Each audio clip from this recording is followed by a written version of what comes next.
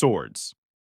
Swords were one of the most iconic weapons of the medieval era, ranging from broadswords and longswords to arming swords and falchions. They were versatile and effective in close combat. Medieval swords were typically made of steel, with varying levels of quality, depending on the craftsmanship and resources available. The blade could be hardened through processes like quenching and tempering to improve its strength and sharpness. Swords often had a hilt made of materials like wood, leather, or metal, providing a grip for the wielder. Swordsmanship was a complex skill that required training and expertise. Techniques included slashing, thrusting, parrying, and grappling. Different sword types and styles of combat evolved based on the region and period, such as the Germanic school of swordsmanship or the Italian school focusing on rapier dueling. Overall, swords were not just tools of war, but symbols of honor, skill, and social standing during the medieval era. Their design and use varied widely across different cultures and historical contexts, leaving behind a rich legacy in military history. Axes. Battle axes were widely used by knights and foot soldiers.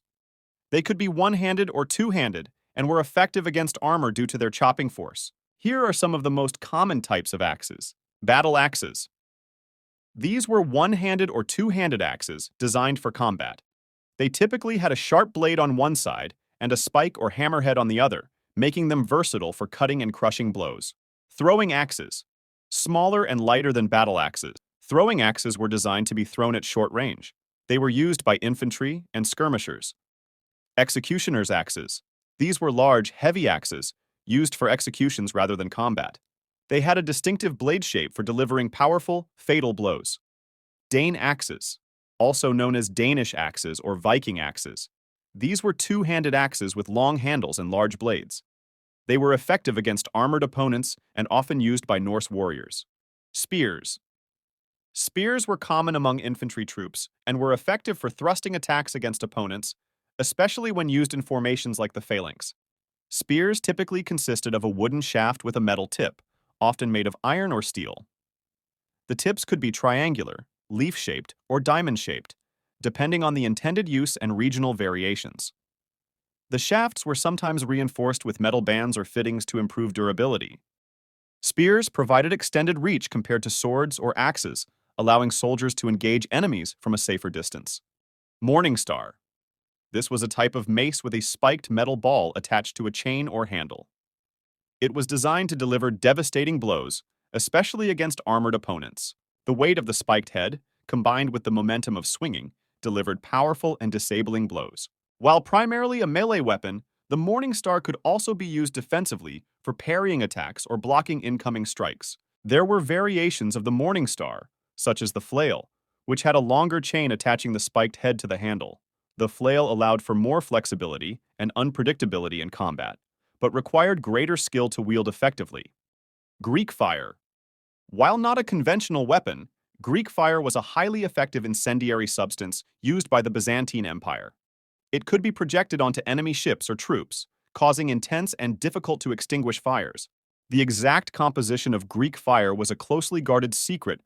It was a flammable substance believed to be a mixture of various ingredients, including petroleum, resin, sulfur, and possibly quicklime or other chemicals.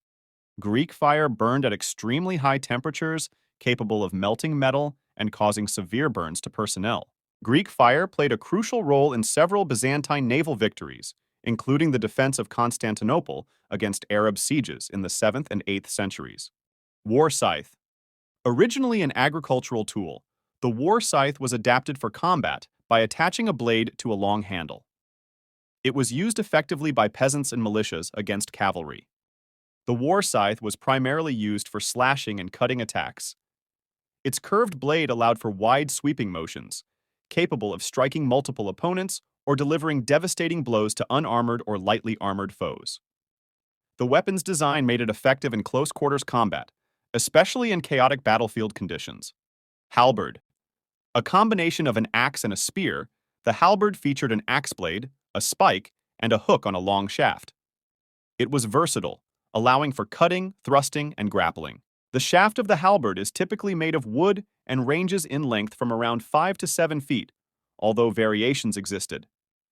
The shaft provided the reach necessary for the halberd to be effective in combat. At the top of the shaft is a large blade that combines elements of an axe blade, a spear point, and sometimes a hook. The blade's design allowed for a variety of attacks, including chopping, thrusting, and hooking maneuvers. Opposite the blade, the halberd often featured a spike or point, which could be used for thrusting attacks or as a counterbalance to the weight of the blade. The hook on the halberd's blade could be used to catch and control opponents' weapons, shields, or limbs, providing tactical advantages in combat. The long shaft of the halberd could also be used defensively for blocking and parrying enemy attacks, providing a buffer zone against opponents. Over time, variations of the halberd emerged, such as the Swiss halberd, which had a longer shaft and larger blade, and the shorter halberd variants used by urban militias. Flambard. Also known as a flame-bladed sword, the flambard had a wavy or flame-shaped blade. It was primarily used for thrusting attacks and was designed to inflict more grievous wounds. They were often associated with nobility, knights, and wealthy individuals who appreciated the artistry and craftsmanship of such swords. While flambard swords were sometimes used in combat, their unique blade design was more suited for ceremonial or display purposes. Like other swords of the era, flambard swords typically had a steel blade and a hilt made of materials such as wood, leather, or metal. The blade's edge was sharpened, but the deep curves did not significantly affect its cutting capabilities.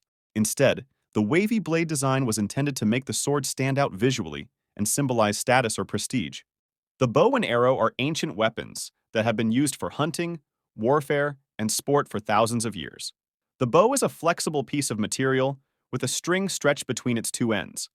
Bows come in various designs, including long bows, recurve bows, and compound bows. An arrow consists of a shaft with a pointed head, fletching at the back for stability, and a nock at the rear to attach to the bowstring. Legendary archers and heroes such as Robin Hood, William Tell, and Sagittarius are often associated with bows and arrows in folklore and literature. The medieval crossbow was a powerful ranged weapon that played a significant role in medieval warfare.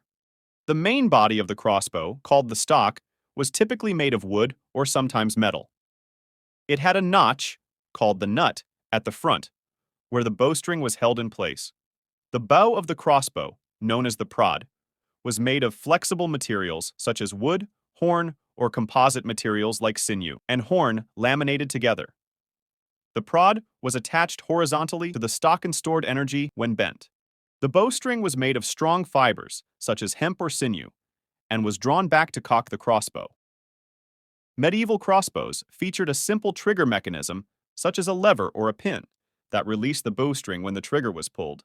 And that's it, every medieval weapon explained. If you have any idea, comment what the topic of my next video should be. Thanks for watching.